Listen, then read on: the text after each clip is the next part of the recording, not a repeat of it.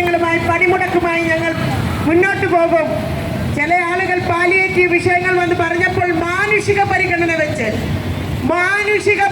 വെച്ചാണ് നമ്മൾ അങ്ങനെയുള്ള കാര്യങ്ങൾ നിങ്ങൾക്ക് ചെയ്യാൻ കഴിയുമെങ്കിൽ സമരത്തിൽ ഉറച്ചു നിന്നുകൊണ്ടാണ് ആ പ്രവർത്തനങ്ങൾ നടത്താൻ ആശാവർക്കർമാർ തയ്യാറായത്.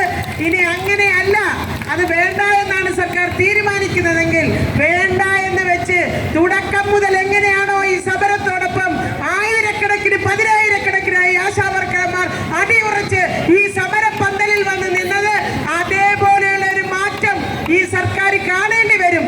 അതിന് സാഹചര്യം ഒരുക്കാതെ എത്രയും പെട്ടെന്ന് ഈ സമരം ഒത്തുതീർപ്പാക്കുക എന്നുള്ളതാണ് ഇടതുപക്ഷ സർക്കാർ ചെയ്യേണ്ടുന്നത്. ഈ കേരളം മാത്രമല്ലല്ലോ, രാജ്യത്താകമാനം നിന്ന് ട്രേഡ് യൂണിയൻ പ്രസ്ഥാനങ്ങൾ, ഭരണാധികാരികൾ, രാഷ്ട്രീയ പ്രസ്ഥാനങ്ങൾ, സാമൂഹിക സംഘടനകൾ, സാംസ്കാരിക പ്രവർത്തകർ തുടങ്ങിയ മുഴുവൻ വിഭാഗങ്ങളിലെ ജനങ്ങൾ ഈ സമരം ഒത്തുതീർപ്പാക്കണമെന്ന് ഈ സർക്കാരിനോട് ആവശ്യപ്പെടുകയാണ്.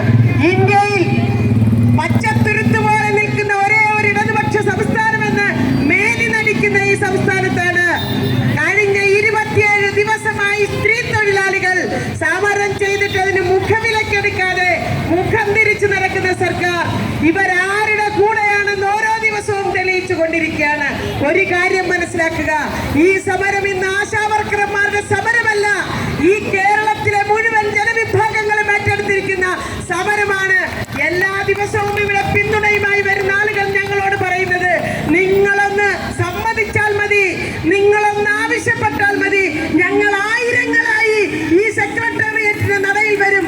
ഇത് വെറും വാക്കല്ല, സമരങ്ങൾക്കെതിരായ സംഘടനകൾ വരെ ഈ സമരഭൂമിയിൽ വന്നു നിന്നുകൊണ്ട് പറഞ്ഞു, ഞങ്ങൾ സമരങ്ങൾക്കെതിരായുണ്ടായ സംഘടനയാണ്, പക്ഷേ ഈ സമരത്തോടൊപ്പം ഞങ്ങൾ നിൽക്കും, നിങ്ങൾ പറഞ്ഞാൽ മതി ഞങ്ങൾ എന്താണ് ചെയ്യേണ്ടതെന്ന്. ഇതൊരു ഭീഷണിയല്ല, ഇത് ആരെയും വെല്ലുവിളിക്കുകയല്ല, മറിച്ച് സമൂഹത്തിന്റെ, കേരള പൊതുസമൂഹത്തിന്റെ മനസാക്ഷി ഇതാണെന്ന് നിങ്ങൾ തിരിച്ചറിയണം. ഇടതുപക്ഷ നേതാക്കന്മാരും മന്ത്രിമാരും തിരിച്ചറിയണം. ഈ സഹോദരിമാരെ ഇനിയും വെയിലത്തിരുത്തിയാൽ നിങ്ങൾക്ക് വലിയ ഡാമേജുകൾ വരും. നിങ്ങൾ നേരിടാൻ പോകുന്നത് വലിയ ജനകീയ വിചാരണയാണ്. നിങ്ങൾ എന്തും അധികാരത്തിലിരുന്നു കൊണ്ട്, മന്ത്രിമാരായിരുന്നു കൊണ്ട് ജനങ്ങളിൽ നിന്ന് മാറി നിൽക്കുകയല്ലോ, നിങ്ങൾക്ക് എന്തെങ്കിലും ജനങ്ങളുടെ ഇടയിൽ ചെല്ലേണ്ടുന്ന ഒരു സാഹചര്യം ഉണ്ടായില്ലേ? നിങ്ങൾ വലിയ ജനകീയ വിചാരണയ്ക്ക് സോഷ്യൽ ഓഡിറ്റിങ്ങിന് വിധേയമാകും. അത് പരിഗണിച്ച് എത്രയും പെട്ടെന്ന് ഈ സമരം ഒത്തുതീർപ്പാക്കുക എന്നുള്ള മാന്യമായ ഒരു തീരുമാനമാണ് സർക്കാർ എടുക്കേണ്ടത്. അതിന് തയ്യാറാകണമെന്നാണ് ഇവിടെ തടിച്ചുകൂടിയ മുഴുവൻ ആശാവർക്കർമാരും അഭിപ്രായപ്പെടുന്നത്.